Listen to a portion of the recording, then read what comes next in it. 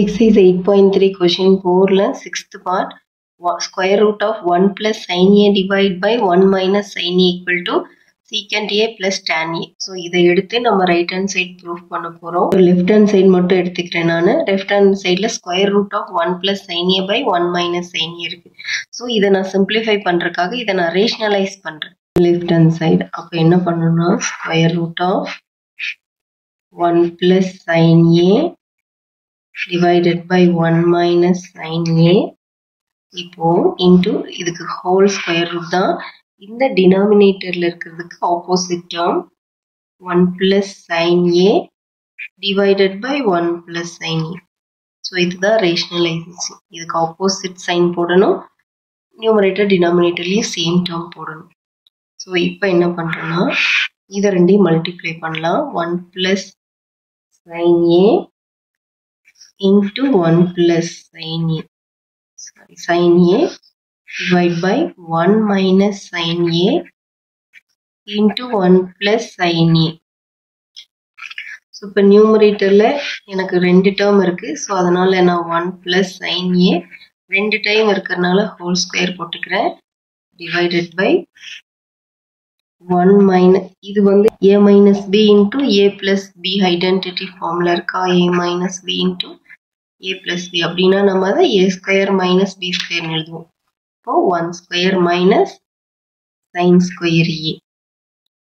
So இப்போ வந்து இது என்ன பண்றேன்னா நான் நியூமரேட்டருக்கு தனியா ஸ்கொயர் ரூட் எழுதிக்கிறேன். 1 plus sin a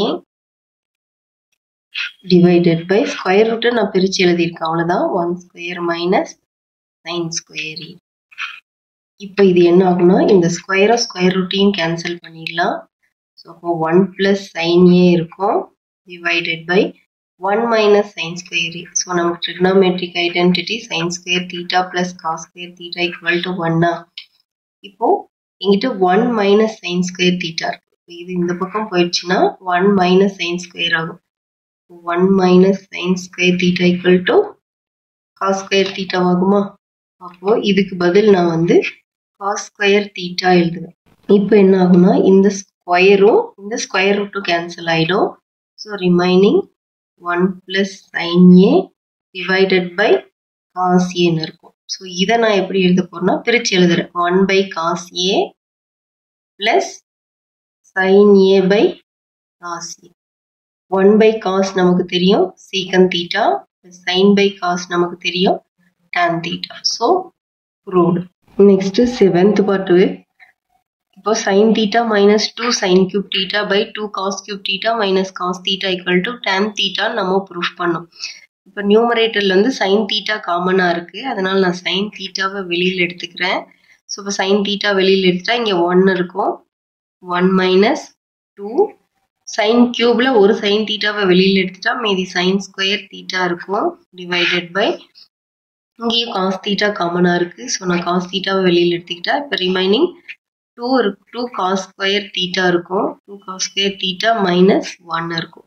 ஸோ இப்போ நான் sin theta by cos theta இதை எழுதிக்கலாம்.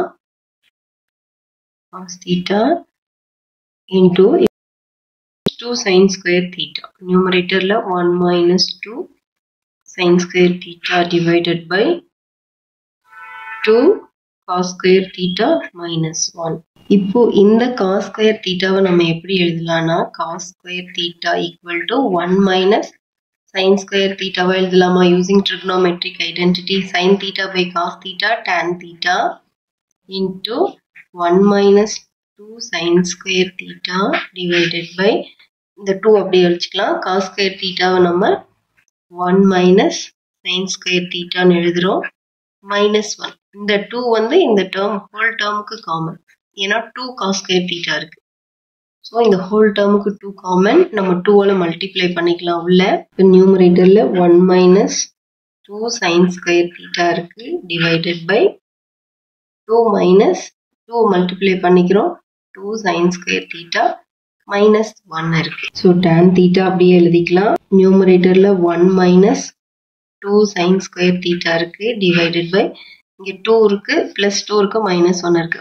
2 minus 1 1 1 minus 2 sin square theta. So இது ரெண்டையும் நம்ம கட் பண்ணிட்டோம்னா நமக்கு ரிமைனிங் tan theta தான் இருக்கும். So hence proved.